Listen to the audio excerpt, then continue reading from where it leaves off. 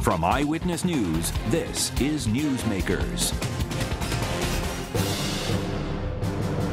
It feels like we're barely catching our breath after a series of storms pelted Rhode Island last year. And now hurricane experts are predicting an active 2013 season. August to October are considered peak months. This week, a weather roundtable, and we'll bring you this. It just takes your breath away. As it turns out, Tony's hair does move. Our guests, Eyewitness News Chief Meteorologist Tony Petrarca and meteorologist Pete Mangione. Then, Superstorm Sandy rocked the Rhode Island coastline. A new report analyzing climate change finds sea levels may rise higher and faster than previously predicted. What's keeping coastal experts up at night? Our guest on the second half of Newsmakers, Executive Director of the Coastal Resources Management Council, Grover Fugate. Good morning. Welcome to Newsmakers. I'm Tim White. Joining me on the panel to wrap up our coverage of Severe Weather Week this week, WPRI.com reporter Ted Nesi. Good morning, everyone. Morning. Tony, Pete, thank you for joining us on the program. Usually we do political roundtables, so this is going to feel a little bit different.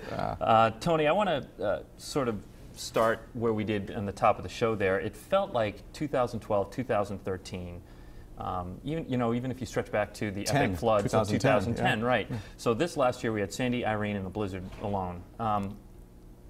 You've been doing this for 20 years. 27, but go ahead. I should say more than 20 years, but who's counting? Put it in perspective. Is it getting more intense, or do you recall stretches like this in the past? No, in the 26 odd years I've been here, that stretch from 10 to 13, very memorable as far as significant storms, the blizzard, the historic floods, Irene, Sandy. I can't remember a 4-year stretch like that in a long time. I mean, I've seen my share from A to Z, but those 3-4 year period, pretty impressive as far as kind of landmark storms. And should we read into that in any way, Pete, Tony? I mean, is this something? Well, I certainly wouldn't call that 3-4 year part of my career as like climate change, but it does raise some eyebrows. Especially, we were talking to Pete about this, about seeing more intense hurricanes. Not so much the frequency, but the fact that they're stronger. Yeah. Absolutely. And do you think climate change is playing a role in that? Yeah, I think there is some evidence to support that, certainly. But at the same time, I think we have to be careful. We wouldn't want to just say that, because we had a storm like Sandy, we're going to get a Sandy every year and things are going to get worse and worse. I mean, obviously, you look back at the history of some of these storms, and I know we had a very active period, I think in the 30s, 40s, and 50s, and then a little bit of a lull from the 70s to the 2000s. I mean, keep in mind, we did have Bob and Gloria during that time, but you kind of had a cycle going where you had a little bit of a lull in the activity in the 70s through about 2000, and then the past 12 years we're kind of back in that active cycle. So there is some cycling back and forth as well. And there's no denying now, 3/4 of the earth is covered in an ocean, and the oceans have gotten much, much warmer, and that represents a tremendous amount of energy that's stored in the water, and it's feeding these storms. So these warm ocean waters are the reason why we've seen more Category 4 or 5 hurricanes in the last 10 to 15 years than we've seen in quite some time. So it's not so much the frequency, but the intensity is what's unsettling. That's what was striking. I remember when we did your 25 years at Channel 12, Tony, we were looking back at forecasts and stuff. What was the craziest storm you've done since you were doing TV weather forecasts? The whole process of watching it come up and how quickly things were changing, that kind of thing. Oh my gosh, we need a 5-hour roundtable. Yeah. I mean, every storm has its challenges. I still find that the winter storms are extremely difficult.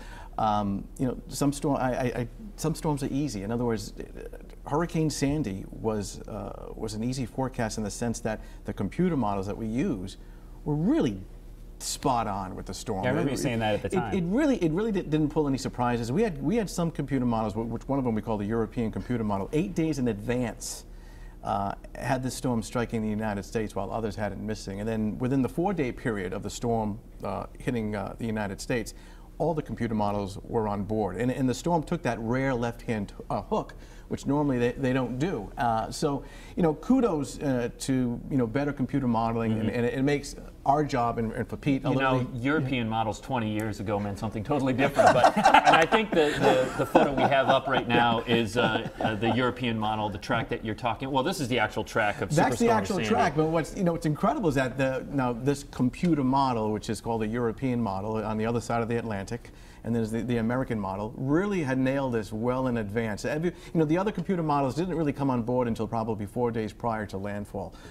So it's a testament to the technology of numerical modeling, is what we call it, and how we've come a long way in the last 30, 40 years. Pete, help us understand this. I feel like now we hear a lot about, well, we're looking at this model, we're looking at that model. How many models are you looking at? And should we always just be looking at the European model now because they nailed Yeah, Sandy? do you just say, oh, this is it, we're going to go with that? Absolutely not. I mean, there are many, many different models depending on what you're looking at. For hurricanes, thunderstorms, there's probably 10, 20 different models now, maybe more. But what you have to do is sort of look at what happened in the past. Sometimes we see a certain pattern where we know that maybe the European struggles with that particular situation. Maybe the NAM does better in a certain situation than others. I know I'm using kind of a wacky weather geek terms here, but a lot of times... We can get geeky on the show. Okay, good. But Tony, I know you probably agree. Sometimes we just look at past situations and we sort of figure out, hey, this particular model has struggled with this. Maybe we'll discount this time and look at some of the others. But a lot of times we kind of look at a combination of all the models. And we know some of the biases that each model has, and some of them perform better in certain situations in certain seasons. So we look at them all, and then based on the biases that we know, and then just the fact that we've been here for such a long time forecasting the weather, the patterns in this area that we know, we kind of put it all together and hopefully get a... And that's something people might... I came out of newspapers, so I hadn't grown up in TV newsrooms in my career. And when I came in, one of the things I learned right away is that, people outside sometimes might think the meteorologists are just reading a printout from the National Weather Service, and it's not like that at all during a storm. You guys are running between different computers. I mean, you're deciding on the fly how to change tracks and stuff. And that's not to say we're not working hand in hand with the Weather Service. Of course, yeah. Because what we do as far as sharing information, and we certainly get raw data from the National Weather Service, but at the end of the day, when it comes to the specific forecast, it's from the work of our team of 4, and not so much, well, this is what they're saying. When we go out and read it, yeah. Let's read it. And there are days when it just takes hours and hours to put the forecast together. And you go on the air for 2.5 minutes, and the folks at home don't realize, my God, it took hours to put that forecast together. It is amazing to what he's talking about, to watch you guys. There isn't a producer that says, here, Tony, Pete, read this. Michelle, TJ, you read this. You guys are working hard every day, but particularly in these severe storm situations, to see you guys back there working is really impressive. I'm wondering, for you, what is the single most effective tool in forecasting severe weather you have now that you didn't have when you began your career? I'd have to say it'd be 2 things. One would be the advance of Doppler radar. And Doppler radar, not so much that it's going to help us forecast the weather 4 or 5 days from now, but as far as short-fused situations, an approaching thunderstorm, or is it going to produce a tornado, or in a winter storm, where the rain snow line is setting up. So in short-term weather forecasting, we're literally hours ahead as far as severe weather, hands down the Doppler radar. And then as far as long-range forecasting, as I mentioned before, some of these numerical models, the computer models, the European, have gotten so much better. The resolution, the data that goes into them now is more frequent. They're certainly more accurate than they were 10, 20 years ago. Pete, what is the tool in your toolbox that would make you curl up into a ball and cry if you lost it going into a Well, it's funny forecast? we're talking about this. I have not been doing the weather quite as long as Tony. Not saying you're old. I'm just calling you experienced. Seasoned. Yeah, seasoned. He's seasoned. But just in my 8 years of working as an on-air meteorologist, 3 in Idaho and 5 here, what I've noticed is what Tony was talking about is the higher resolution models. Just maybe 5 or 6 years ago, if I was doing a forecast for thunderstorms, I'd basically see a big blob of green over Rhode Island. I'd say, all right, there's a chance of a severe storm within this blob, anywhere.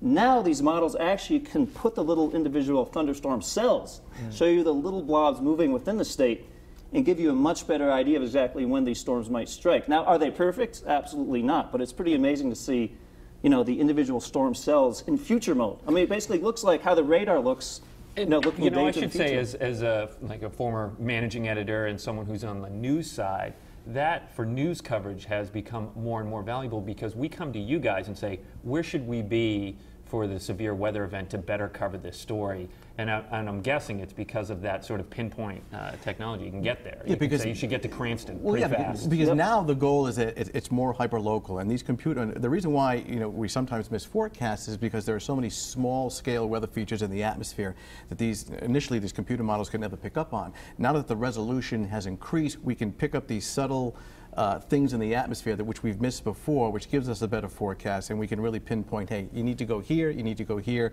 this is what's going to happen, because the resolution, the detail that we can do now has increased substantially. I want to ask you guys something about the profession, which is people, we know that when there's going to be a big storm, ratings go up on TV, right? And people tune in, people want to know what's going to happen. And I'm sure you guys hear from people say, oh, you're just trying to scare us so we stay watching TV. I know you guys well enough that that's not what you do. But how do you balance that being responsible and saying there could be a storm and then not going out on a limb all the time? You know, the philosophy, and I know this sounds dramatic, anytime there's adverse weather, the goal is to protect life and property. And as dramatic as that sounds, that's our job. And nothing would disturb us more than had the forecast not going correctly, and someone was hurt, or someone was killed, or somebody lost a lot of money in their business because we didn't inform them properly, or we weren't staying on top of it. You know, the day-to-day weather is pretty ho-hum. You know, partly sunny, chance of a shower, but every now and then, it becomes a real serious deal. Sure. As far as life and property and businesses and things like that, and we take it seriously. And if it seems like it's an overkill or hype, it's not. It's just to inform you. And the other thing is that people are tuning in at different times, so we may sound very repetitive. You just said that. You just said that. Well, the thing is, people will tune out, and then a new audience will tune in that hasn't heard some of the important information. So we say it again and we say it again, and the forecast is constantly updating, so we say it again and we say it again. And at the end of the day, when the forecast has been correct and it's worked out well and no one was hurt and there were no accidents and things like that, if somebody took our advice and maybe stayed off the road that day and was not in an accident or something like that, we feel good. Yeah. We've been doing, for that reason, doing a severe weather week all week, which is why we have you guys on the program. And there's one fantastic piece, and I want to play a snippet from it that you put together on wind speeds. You went to the wind tunnel at the Naval Undersea Warfare Center in Newport. We want to just play a part of it. Let's take a listen. Well, for safety reasons, the highest wind speed we can go right now is at 125 miles per hour, putting us in Category 3 hurricane strength. The last Category 3 hurricane to strike southern New England was Hurricane Carol. Let's give it a feel.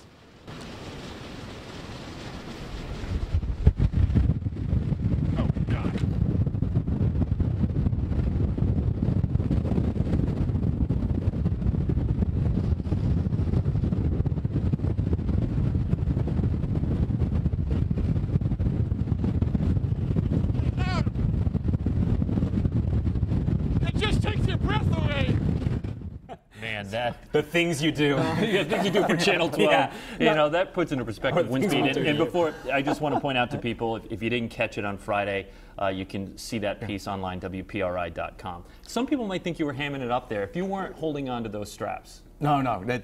You would at 125 miles per hour, you would be blown back, and you may say, well, you did that just to kind of sensationalize the thing.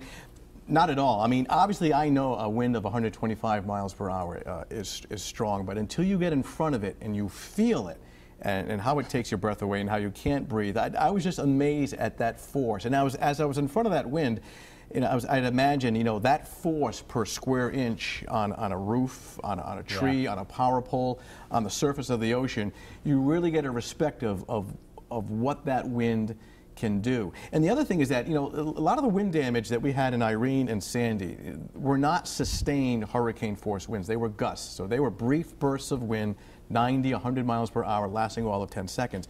What we demonstrated there, that was a sustained wind. It was consistently blowing at 125 miles per hour every single minute. And so the duration of that force per square inch now is just tremendous. The damage increases tenfold. And I really had a respect for just what that wind can do. I want to ask, I'll put this to you, Pete. We always talk about the hurricane of '38. Obviously, very few people left in or around who actually lived through that, but we read about it. We've seen the photos in the journal. If there was a hurricane of '30, if that same storm came up the coast and hit Rhode Island, we often attribute a lot of the damage to, well, that you didn't have all these tools, so we weren't warned in advance. But how much of it would still be massively damaging? Because in the end, Mother Nature, that's a powerful storm, even if you tell us 6 days in advance it's coming. It is. I mean, it would still be very, very bad. Now, I think the loss of life and the injury would be much, much better. You wouldn't have that situation, because now the good news with these hurricanes is we can forecast them many days in advance. You can give people that kind of warning. So I think, in terms of loss of life, it would work out much better. And we also have things like the hurricane barrier, right? And obviously that barrier hasn't been tested with something like 38, but that would probably also help out the situation. And we have more infrastructure now than we did then. And I think about Irene. That was so bad for our power grid, the power outages. 75% of the state was out, I think. And it just seemed to catch the power company by surprise. Or that is the perception anyway. Why was Irene so bad and then it wasn't as bad for Sandy? Did Irene clean up that dead wood and sort of put us in better footing for power outages? I mean, I remember seeing footage after Irene and even the year after of the crews cutting back trees from wires and things like that. Let's say, for example, you had a large limb hanging over a wire, and during Irene, it snapped, it fell down, it knocked out that entire neighborhood. That limb is no longer there. So now the next storm comes, that neighborhood's fine because that limb is already, as you said, cleared out from a previous storm. It depends on the exact location of where the wind speed's set up. Is it in a populated area with a lot of power lines in a big neighborhood, or is it up in Foster Gloucester where maybe it's not as as densely populated? So things like that. All right, look, we got to wrap up this section of the program here. You guys did some great work this week, Pete. I think you went to Westerly and did a package there. I did. A piece there. So if you missed any of it, you can catch it online. Our severe weather week coverage at WPRI.com. When we come back, we're going to take focus on the coastline. Joining us is the Executive Director of the Coastal Resource Management Council, Grover Fugate. Stay with us. You're watching Newsmakers.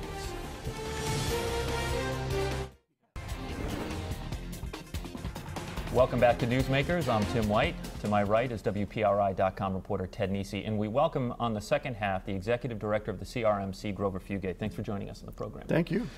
Your focus is on the 420 miles of coastline in Rhode Island. I'm wondering if there are long-term and short-term concerns that you have. In other words, if a storm were to hit tomorrow, are there areas of concern that you have, as opposed to, on the flip side, the long-term concerns with sea level changes?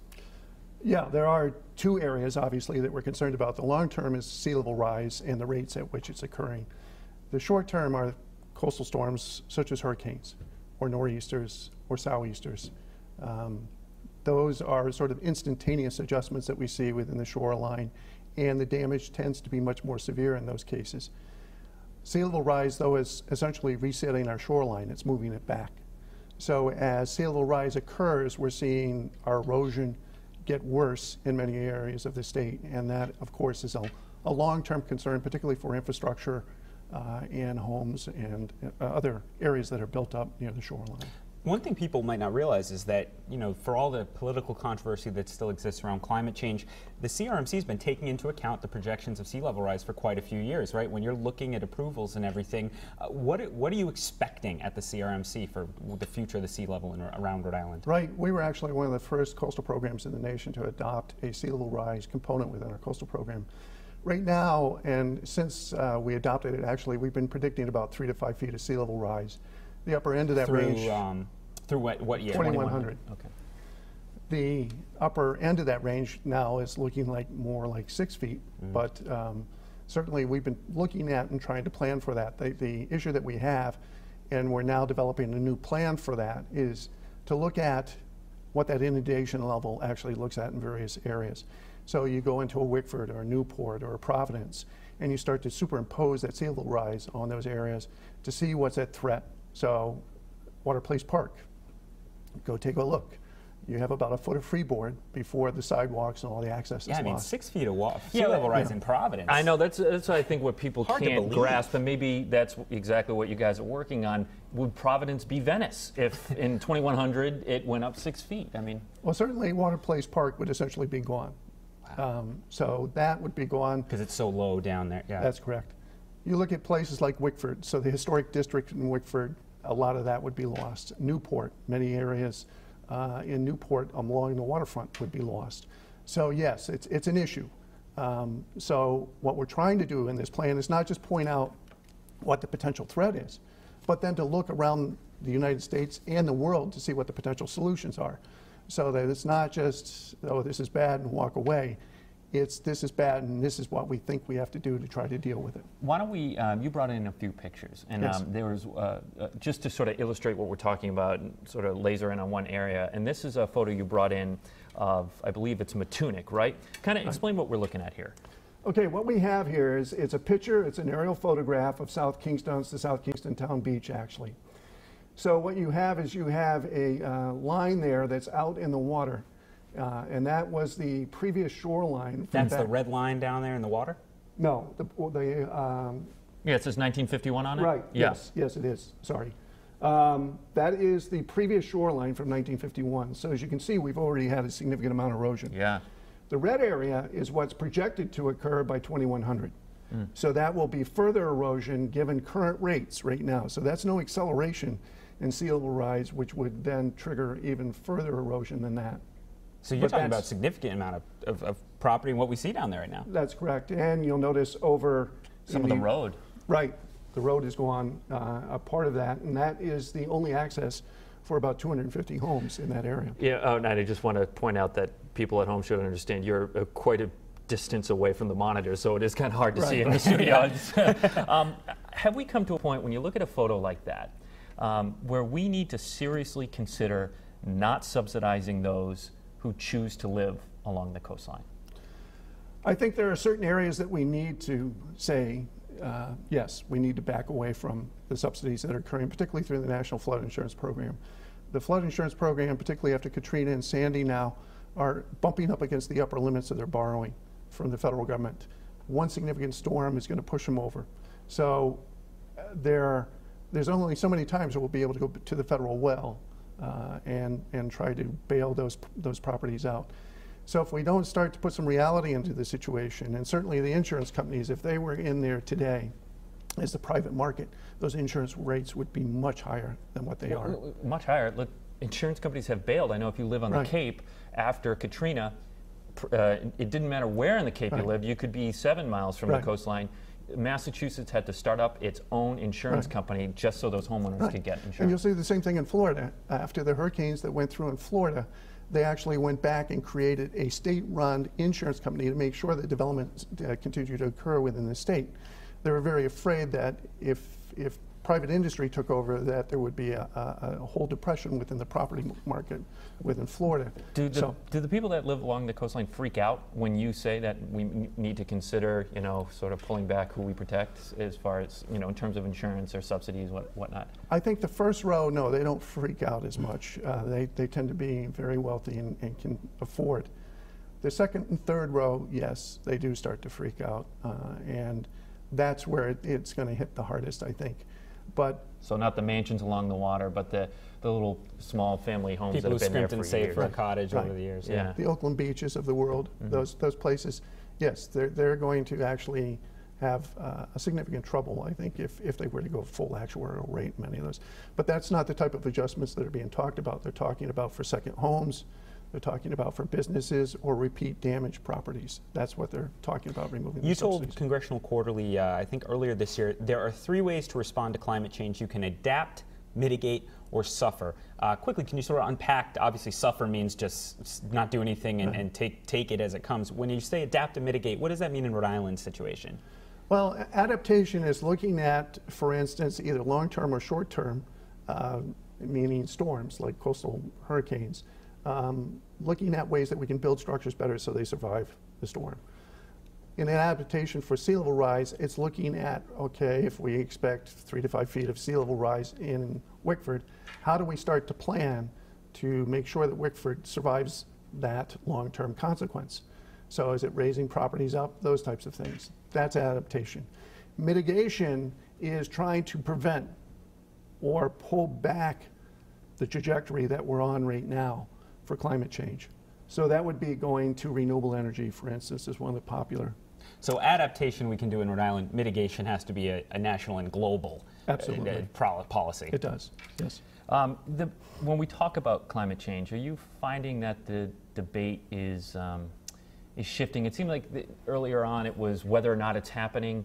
Is the debate now that what's causing it Is it humans causing it, not human? Are you seeing sort of a shift of people accepting more that that's happening, or is that still very polarizing from the front seats, you know? Well, there was just an editorial in the Providence Journal still questioning whether climate change is going on. I think if you look at, though, the general populace, particularly after Sandy, there's a realization that something's going on. There's a lot of uncertainty still within all the models and all the rest of it, so can we tell you with absolutely certainty what's going to occur within a certain span of time? No, we can't. We're learning more and more every day. So it's, I think if you were to poll and bring 100 scientists into the room, 99 of them are going to say, yes, it's not an issue. There is climate change going on, and it's human-induced. All right, Grover Fugate, Executive Director of the CRMC, thank you very much for joining us this week on Newsmakers. I also want to thank our entire weather team. It was a great severe weather week coverage all week long. Tony Petrarca, Michelle Muscatello, TJ Del Santo, and Pete Mangione. Also want to thank our producer, Nick Dommings, who worked very hard on that all week long. If you missed any of that or our program, it's online, WPRI.com. For Ted Nisi, I'm Tim White. We'll see you next week on Newsmakers. How long are you going to